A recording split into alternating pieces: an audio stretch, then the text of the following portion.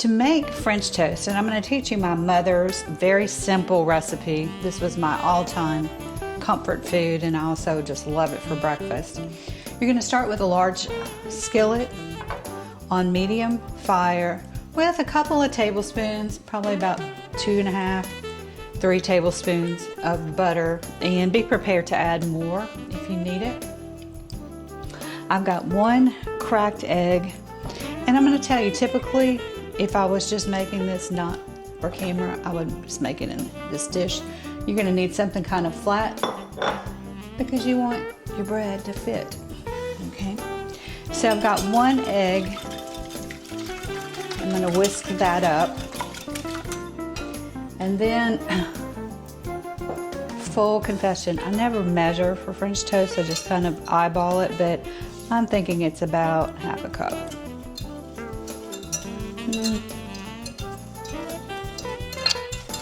So I've added 1/3 cup of sugar, and that looks like a lot to me. So I'm going to stop right there. And like I said, you know, I just kind of eyeball it. So I think 1/2 might be too sweet, but you know, if your family's got a sweet tooth, go ahead and use 1/2. Use a whole teaspoon of vanilla. And just kind of swirl the butter around because we're just about ready to cook this French toast. Mix all that in, and then add the milk. I'm going to pull out a cup of milk. And the beauty of French toast is you can just keep adding liquid to it if you need it. I didn't use the whole cup. That looks like a great place to start. And I'm going to take this and just pour it in.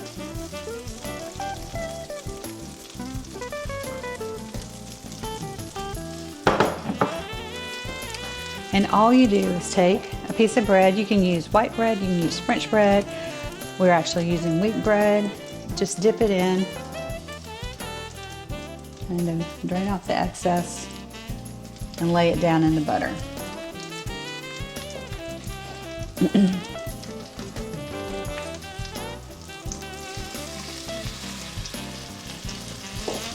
So we're just going to let those cook for a minute or so. I like to check them. This one went in. Just want a little bit of browning on each side. So it'll take 30 seconds to a minute for that to happen, and then we'll flip them over. And if your skillet becomes starved for butter, you can just add some more. This is looking really good. So we'll just let those cook for a minute. Starting to brown up. I'm gonna raise up my temp just a little bit because I had it on pretty low.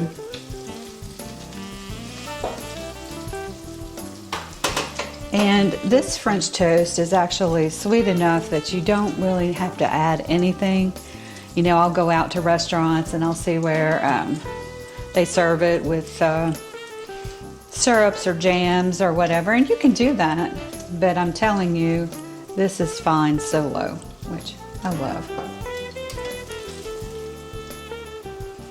So I'm getting some browning on that one, so I'll go ahead and flip. If you don't feel like it's quite done enough, you can flip it over again. But I'm looking for that little bit of browning. It's kind of toasting your French toast.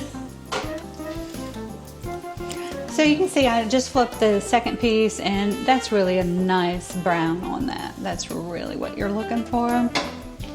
So let's see how this is going. I'm going to flip this one back over just to get a little bit more browning.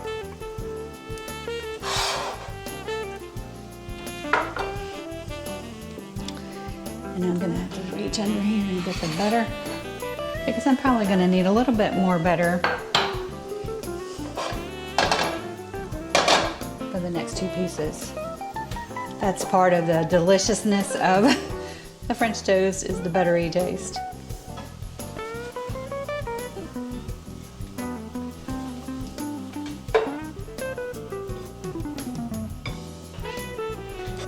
The French toast is ready, and I can't wait to show it to you. I just want to thank all of y'all for coming along and cooking with me. I really appreciate it. And I think that you'll add this to your regular breakfast or comfort food routine. So here is our finished French toast. And like I was telling you, I can eat it just like this, just plain. But I've added some raspberries, and I'm gonna add a little bit of whipped cream. Now, who wouldn't want to dive into that? Another option, if you really want something sweet, is to just sprinkle it with some confectioner sugar. But I'm not gonna do that. This is a great pairing with a cup of coffee, and stick around because I'm gonna show you how to make wonderful French press coffee. Let's learn how to make French press coffee. So you're gonna need a French press. And I've got a couple of them, but I wanted to show you this one because it's so affordable.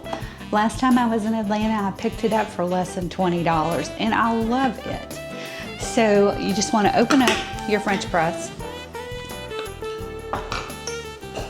Notice we've got all the French stuff going on today. And I'm going to take some coffee, which I ran through my coffee grinder. So it's really fine. Not super fine, it's medium actually. And this is a spoon that I use for coffee every day. So I do a heaping spoon of this, and it's equal to 2 tablespoons of coffee. That might be a little bit strong for you guys, but I've been drinking coffee since, well, let's just say 5 decades. And so I like it strong. The other thing that I add every day is a little bit of cinnamon. So I'm gonna just do a couple of shakes of that. You can also add cardamon seeds, nutmeg if you want. Just, you know, get creative with your coffee flavors. And now this is ready to go, you can see. And I'm gonna pour over the boiling water. So excuse me a second. My husband got me this nice electric tea kettle, and it actually has a French drip button on it, and that means that it brings the water up to a 200-degree temp, and that's what you need for coffee, for a French press coffee.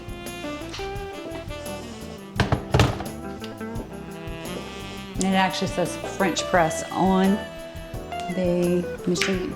So now I'm just going to put the lid on. I'm not pressing down. And we're gonna let this sit for 7 minutes. That seems to be the magical time for it to brew. And then I'll show you what it looks like. So I know some of you are out there wondering, why am I not with the program? Why don't I have a Keurig? I've had a Keurig. I've had lots of coffee machines. So let me tell you what happened. I guess maybe 3 or 4 years ago, a hurricane came through the Gulf Coast and knocked out our power. And so I had to pull out my trusty French press pot. And luckily we have gas in this house, so I was able to boil water and started making coffee that way until the power came back on. Oh my gosh, I had forgotten just how good this French press coffee is.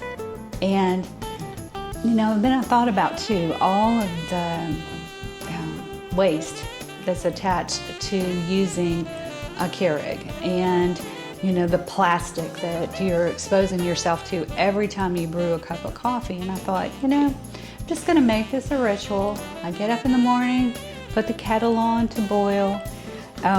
Sometimes I play a game with myself. How much can I get done in 7 minutes while this coffee is brewing? And I'll go around and maybe water all my plants or take my dogs out or do something and come back and enjoy my first cup of coffee. So yes, I'm fully aware that there's a lot of great coffee makers out there, but I'll challenge you to give this a try because the taste is just incredible. So let me check perfect timing. This is ready to go. So now what I'm going to do is just slowly press it down. And I've seen some people will stir up the coffee grounds before they put the top on. I don't do any of that. So let's see how this looks. There you go. Nice, beautiful brown color. There's nothing worse to me than wheat coffee, where it's really, really translucent looking. So this looks beautiful. And now, let me just bring it closer so you can see that gorgeous brown color. And you're like, well, what if I don't drink the whole pot? You can actually reheat it.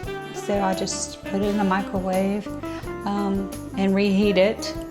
You can also use it in smoothies. You can also, once it's cooled off, pour it into an ice tray and freeze it for iced coffee later.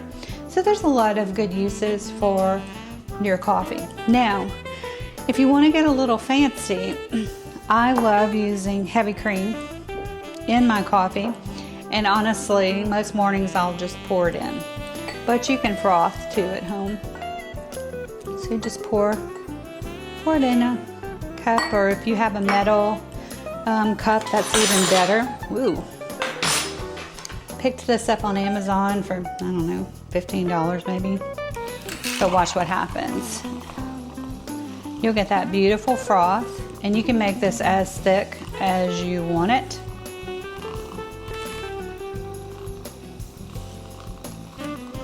It's just that easy. And hey, I love a good coffee shop as much as anybody. However, you know, I drink coffee every day, and I'm certainly not going to go and spend $5 or $7 for a cup of coffee every day. That would be insane. So just pour this over. And you can add your favorite sweetener. You can a couple of drops of stevia, sugar if you're still using sugar. But there it is. That is the perfect French press cup of coffee. So here is your perfect. I want to tilt it in so you can see it. French press coffee, topped with some whipped cream that you've done yourself. So thank you for watching. I really appreciate it. Thanks to all my subscribers. I love cooking with all of y'all, and I just want to make it easy. I don't want you to ever be afraid to try things in the kitchen. And put some comments below. What do you want to learn how to make? And I will surely take up the challenge.